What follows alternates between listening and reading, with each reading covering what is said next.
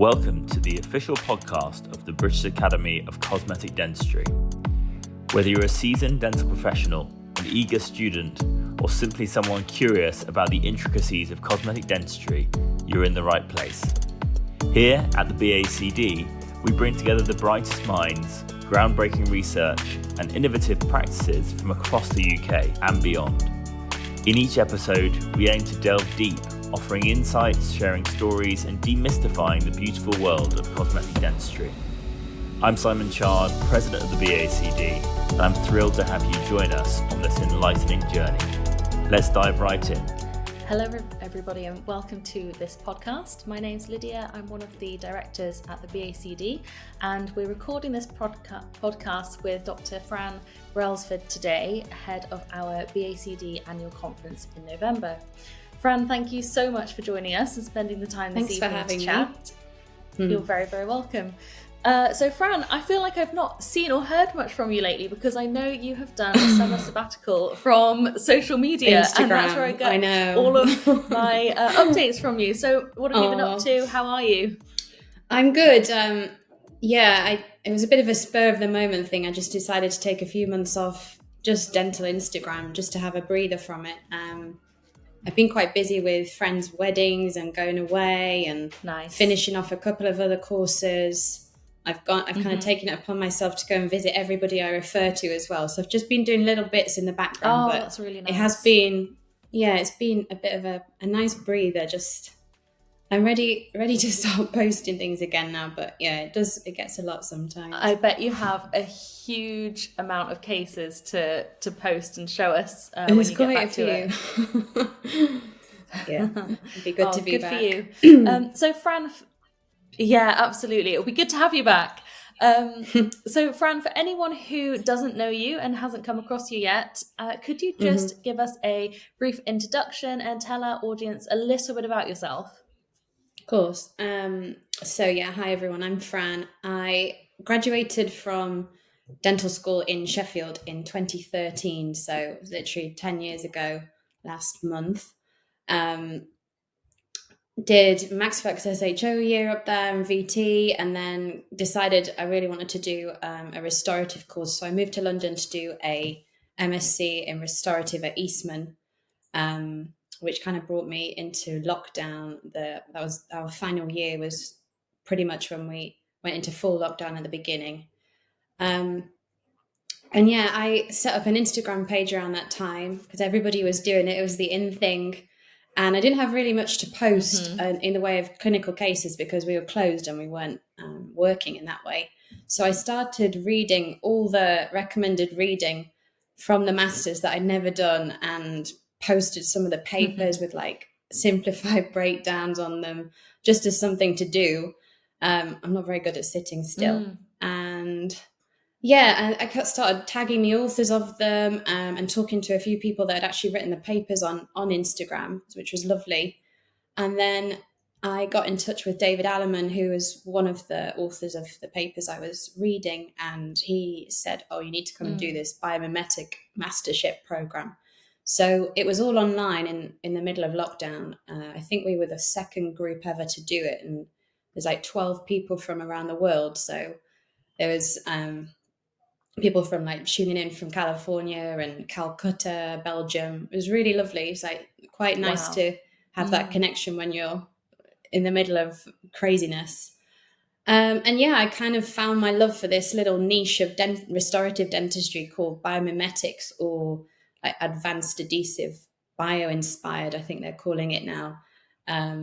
Met Stuart on that little group of 12, weirdly. Me and Stuart Beggs were the only ones in the UK on it, and we lived down the road. So we ended up chatting, starting off our Emulate course, and that's the rest is history. That's the rest is history. Really good. So how interesting that it all actually came from networking online through lockdown, and that seems to have really transformed the direction of your career. Yeah. Definitely Instagram. I was a bit apprehensive about joining it, but it really, I can only say positive things about it. I know it gets a little bit of hate sometimes, but I've met some of my most esteemed people I admire on there, and they're just at the drop of a hat. I can message them a clinical question and they reply. I think it's amazing. We live in an age where you can do that now. They're not just the authors on a piece of paper. They literally DM them. Exactly. So accessible. I remember the BACD Young Dentist Day last year.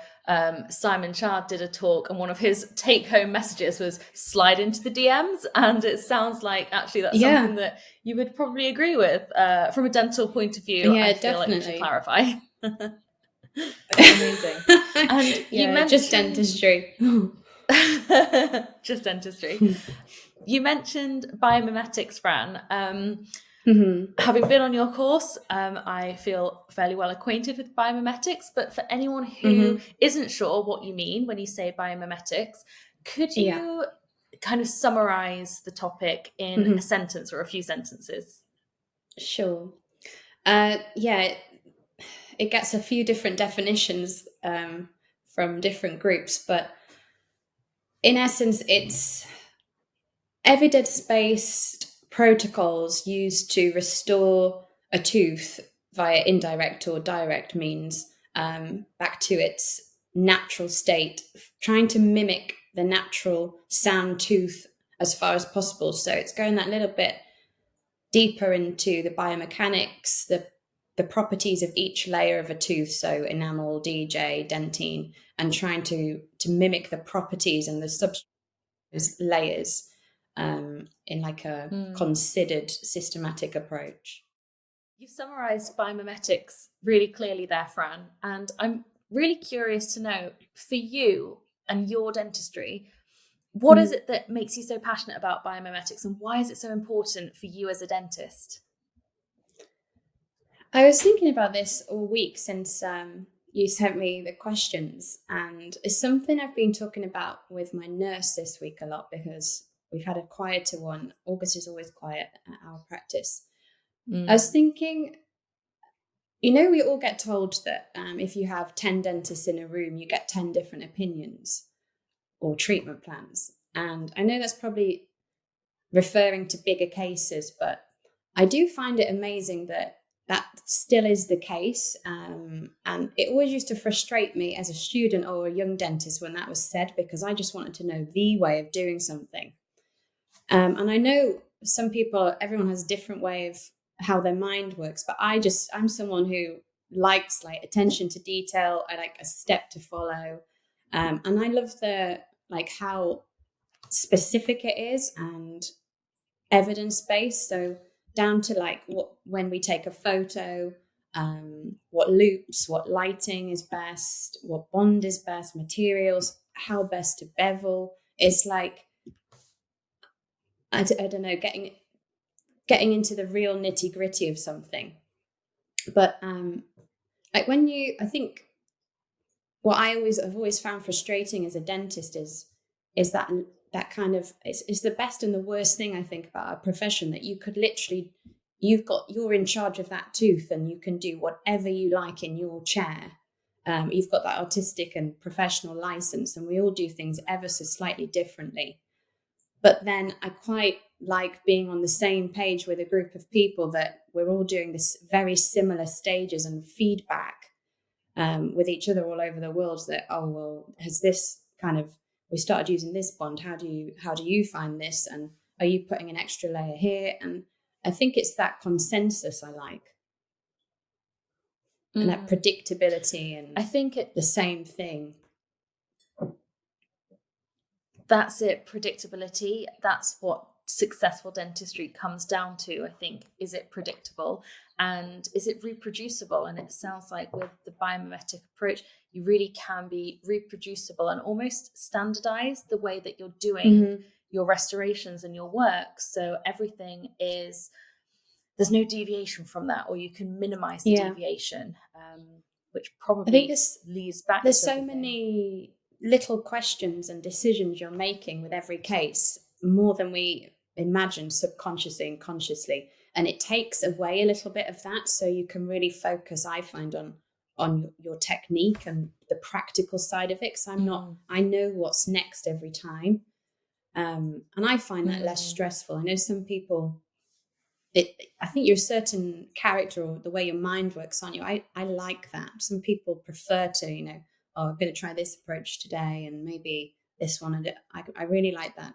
Just know, I know what I'm doing before I get to work almost. Just sit down and relax into it. And I think but it also allows you to really critically appraise your work as well. And if there's something, if you're introducing, or if you're having any issues with your work, you can introduce changes one by one until you eliminate that. And it can almost help you identify maybe what's not working quite as well. Yeah, definitely. We all keep going on about this word protocol, but without realizing it, everybody has their own protocol at work, and following a protocol is better than nothing, because you quickly realize that, oh, that doesn't work, so I'm going to try this and tweak this. And I think it puts people off at the beginning when they see all of this biomimetic stuff, when there's literally, it might seem like there's 30 steps, but when you break it down, you can start off and, take 5 and start putting those into your work. And then we call it habit stacking on our course, as you get those underway, then you can pop another one on. And that, I think that's another way of getting the satisfaction from your work. It keeps it interesting that there's always something else that you can try and tweak or add in, just to make the practical side of it a bit more interesting. Absolutely. And is this what you'll be focusing on your hands-on session at the conference in November? You're doing the Young Dentistry, aren't you? Yeah, the Young Dentistry is hands-on on posterior composites. I've been thinking a lot of how I'd like to approach it as a session, but a lot of industries, I listen to a lot of podcasts, and some things I'll keep probably referring to them here, but a lot of industries have something called a cheat sheet. And it's not something that exists in dentistry. I don't think they could ever call it a cheat sheet, but I think that's what I want to kind of do it as this hands-on session, is that, you have a typical posterior composite, an everyday situation we're all faced with.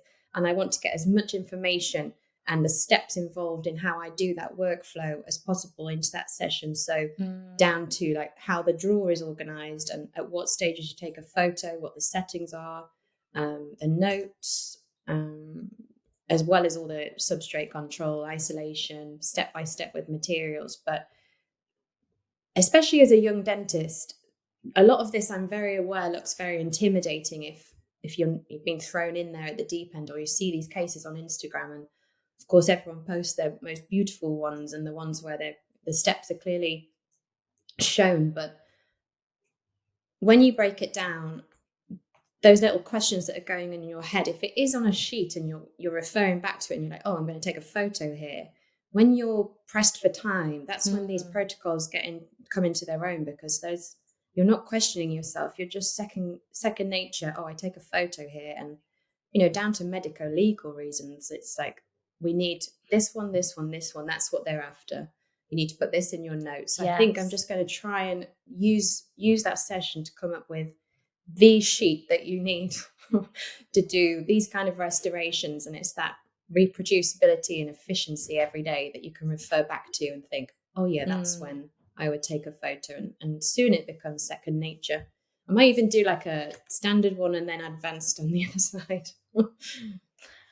I love that idea. I think that's such a good way to approach any type of dentistry, but especially what you're going to be teaching on the day. And I love that you're going to go through how to set up the drawer and what goes in your notes, because it's all very well when we go on these courses and you learn how to do beautiful anatomy and layering, and you get all your cusps beautifully and you can fish a stain, but actually how reproducible is that day to day when you first go back into clinic? I love going on courses that you can implement things straight away. So that sounds fantastic. Yeah, it's I think organization is key when you're busy. For me anyway, I couldn't work without having some kind of set plan, and my drawers are ridiculously organized and things like that, order sheets and all sorts of things. But it's anything to take the stress out of it, because dentistry can be stressful. So any little thing that takes a little bit off, I think, is so important. And for anyone who has already booked onto your course for November, or who's really thinking about booking onto your hands-on session, is there anything they could be doing now, anything that they could buy or implement, or anything that would give them a little bit of a head start ahead of the day in November? Yeah, I know I'm like a broken record. Everyone laughs at me, keep going on about Carey's dye, but Carey's dye definitely. So I would say get yourself a little bottle of Cure Carey's dye, the pink stuff. It's Cure Clear Fill Carey's detecting dye, and there is one paper to read alongside it, which, as you know, Lydia, on our course is the first one we recommend, and it's the Caries Removal Endpoints paper by Pascal Magnier and David Alleman from 2012. We can put the link in, I'm sure, and there's a breakdown of it on my Instagram page. But yeah, that shows you exactly how to use it. And I would just say start to get a feel for that and looking at, scrubbing it in for 10 seconds, washing away, removing, trying to get this peripheral seal zone. And I will go into all of this on the day, but it is in the paper. Just trying to get a feel for that, and you keep reapplying it until you're happy with how the bottom of the cavity looks. And again, there's color photos and step-by-step in that paper showing you how. But when we're trying to push adhesive dentistry to the limits that we do in this kind of dentistry, the most important thing, and I do think sometimes it's overlooked, is that initial control of what you're bonding to. We could use the best bond in the world and, as you say, do the nicest looking restoration. But unless you're aware of what strength you have or you've achieved at the bottom, we just want something to work initially. Like, that is paramount importance. So I would say that is the first thing to really look into, and rubber down if you're not, but that's a given. I hope so. I thought that was coming with the Carey's dye.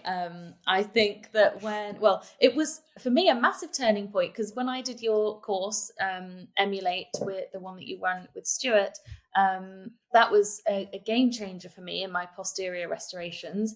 And I hadn't really used Carey's dye much before. And then after the course, I had the bottle, I was using it routinely, and now I could not live without it. I couldn't do dentistry without it. It's almost as important as loupes are.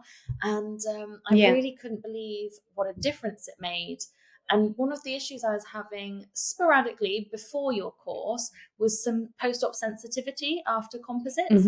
And I have to say, since doing the course, that is now just not a concern and not an issue. And I really think that by understanding the methods and the bonding and all of the biomimetic principles that you both taught, it made such a difference, not only to how enjoyable it is to do the dentistry, but also the outcomes as well. Yeah. And that's another stressful thing, isn't it? You don't want your patients coming back, particularly when you place as many posterior composites as it's very, very rarely happens. If ever I have a patient come in with post-op sensitivity, it's when I've left occlusion too high, but it's rare. And again, that's and investing a little bit. Yeah. Investing in how you're doing it on the actual day, the procedure. It's false economy almost not doing these things, because you don't want your diary coming in with reviews and problems. You want to know that you're doing good quality work that's pain-free when they leave and functions. I had a lady today who in for a normal checkup, and I did an Emax onlay on her lower right 7 about 9 months ago, and I was like, oh, this looks lovely. And she said, it's been perfect, but I know how much you put into that on the day. And I think that's what is hard at the beginning, is you are dealing with patients who aren't used to all of these extra steps and rubber dam, and it probably did seem like a hell of a lot to her, but it's also great that she's never, that went lovely. You see it coming back, never had a problem, really deep lesion, but it's that predictability that I like about it. So with deep lesions, is that something that you will touch on at the conference? Because I think sometimes there's a bit of a, what's the best way to approach this? So there's a bit of, there are, mixed opinions out there. Mm-hmm. Yeah, I will touch on deep lesions. There are actually mixed opinions or slight variations on how different biomimetic dentists, for example, deal with micro pulp exposures, that kind of thing. So a lot of it is proper diagnosis and at the beginning, and trying to avoid exposures as much as possible, because micro exposures are very tricky to deal with. But yeah, I'll go into deep caries, definitely. So who would you say is the most ideal delegate to come on your course? I would say anybody who is doing a lot of posterior work for sure, but particularly new graduates. I'd love to see some new graduates. I wish I knew what I know now a lot earlier.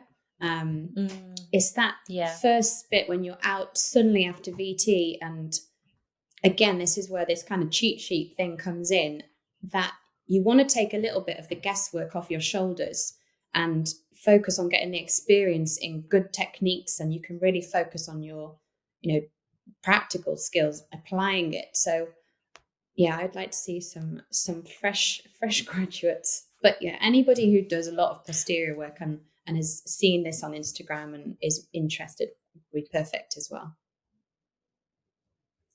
That's great. You did the Young Dentist Day, was that in 2021, I want to say, in London? Yeah, a couple of years ago now. And you did a talk. Yeah, it's gone so quickly. A Biomimetics so quickly. I can't believe that that's nearly 2 years ago. But you did an hours-long introduction to biomimetics. And there were just, jaws dropping throughout the audience. And I think minds being boggled, because a lot of the delegates on that day were either students or foundation dentists, very young graduates. And it is a completely different way of restoring teeth compared to what we're taught at university. Yeah. It is. I almost liken it to going from like GCSE science to A-level, and you've heard these kind of phrases used, but then you've never really understood them, or they've been oversimplified, and that is what you needed to, it's like learning to drive, isn't it? BDS, really. You do it, then you get out there, and that's when you really learn, when you're doing case after case. But yeah, I think I was calling it debunking myths, wasn't I, almost? But they're not quite myths, but they're things that are oversimplified, and once you do understand them, everything starts to slot together, and that's when it's like, oh, that's a light bulb moment. Now that makes sense. There's a lot of that in it. Yeah, I forget these things when you are doing it. You forget how bamboozled you were at the beginning. Just like, wow, oh, hang on, I want to know more. Yes. I want to know more. And it's the acronyms as well in biomimetics. Oh, there are so many acronyms.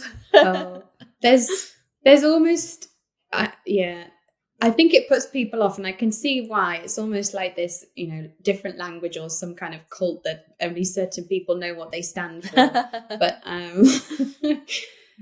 it's because there's so many stages. It's people putting these acronyms to simplify work, writing out what you've done. And once you do get the swing of it, you realize what they all mean. But yeah, I'll explain all the acronyms on the day. That would be good to go along with the cheat sheet, I think, like an acronyms sheet. Yeah, translation. So I think November is going to come around really quickly. You must be looking forward to the conference. Yeah, I am. It's like almost the end of summer now, isn't it? So I keep thinking, right, I need to get this A-OK sorted now, ready for the session. Is there anyone else at the conference that you're particularly interested to see and listen to? I'm a bit. I would have quite liked to have done some of the other hands-on sessions myself, but I know I'm doing the hands-on. But yeah, I'm going to be there the whole 3 days. I'll be at everything I can catch, and it's always really fun. And every social, I'm sure, as well. The gala dinner, the Thursday night party. I'm sure there'll be one of those again. It's great that it's here in London, isn't it? I feel quite smug this year.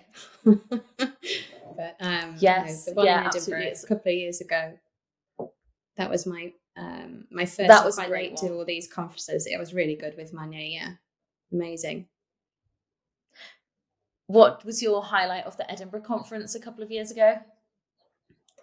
Definitely hearing Pascal Magnier in person for the first time. I've seen a lot of online work, but he has such a presence and a character about him. And we met him after explained that we're, teaching some of his stuff, and he's so lovely. He still checks in on us, sees how we're doing every so often. But yeah, his lecture in particular, I loved because it was on something I'm so interested in. But the way he presents and his cases, they are very inspiring. Yeah. You go home and just want to pick up and try some of the things that he's talking about. So true. I bet that was a real meet your heroes moment for you and Stuart. I know, like fangirling. I know. He's trying to say like I have like not normal, but non-dental friends on following Instagram, and they're always like, who is this guy? I'm like, oh, it's like the Beyonce of my work world. It's hard to explain, isn't it? He really is the Beyonce of dentistry. Yeah, really good. Great lecture. Mm-hmm. Yeah, great stuff. Brilliant. Great. Well, I feel like we've covered loads about the upcoming hands-on day that you're running in November at the conference. I suppose a great question to finish on, that I think the other podcasts are finishing on as well, are if you could be remembered for one thing in dentistry, outside of dentistry, what would that be? And you can't say carer's die again. No. I'd cringe a bit if that is what I go down in history for. I don't know. I'd say I'd love for somebody to remember me as like someone that was a pleasure to work with, a joy to work alongside or be taught by. Just like a good person, integrity. And if you learn something little that you can take away, and there's a bit of what I've taught you in your restorations, that's really cool. I do listen to, like I said, a lot of podcasts. I was listening to one this morning on the way to work, and it was weirdly enough Mike Tyson, and he was talking about the difference between greatness and goodness, and he was saying the two don't often go hand in hand, and I thought that was so interesting. It resonated a little bit. I think we sometimes, like dentistry, don't get me wrong, is a science and an art, but at the end of the day, there's a patient attached to what we're doing. And I think sometimes we're so focused on doing these great restorations, almost to perfection. And I'm sure all of us have got a bit of that perfectionism in us. I think sometimes it's hard to keep that up all the time. And it's like he was talking about being good over being great. So it's like, if you can't be great that day and you've, just be a good person, and that's your greatness in itself. And I thought that was so lovely. A bit cheesy, but I like a bit of cheese. Oh, what a nice message. Well, whilst we have you here, Fran, I really would love to ask your podcast recommendations. Oh gosh, I listen to so many. All sorts of variations. So all the classic ones like Diary of a CEO. I listen to Happy Place. There's one called Big Fish. Spencer Matthews just started. He does some nice things. I love autobiographical things. A little bit of the Daily Stoic and Jay Shetty. And then like some of the trendier ones going around. I know I've listened to a bit of Amrata recently. She's got some interesting topics on and guests. Oh, I like Abby Clancy and Peter Crouch as well. I like Therapy Crouch. I listen to so many things depending on my mood. Therapy Crouch, that's good. Yeah. No, anything and everything. I love zoning out on the way to work.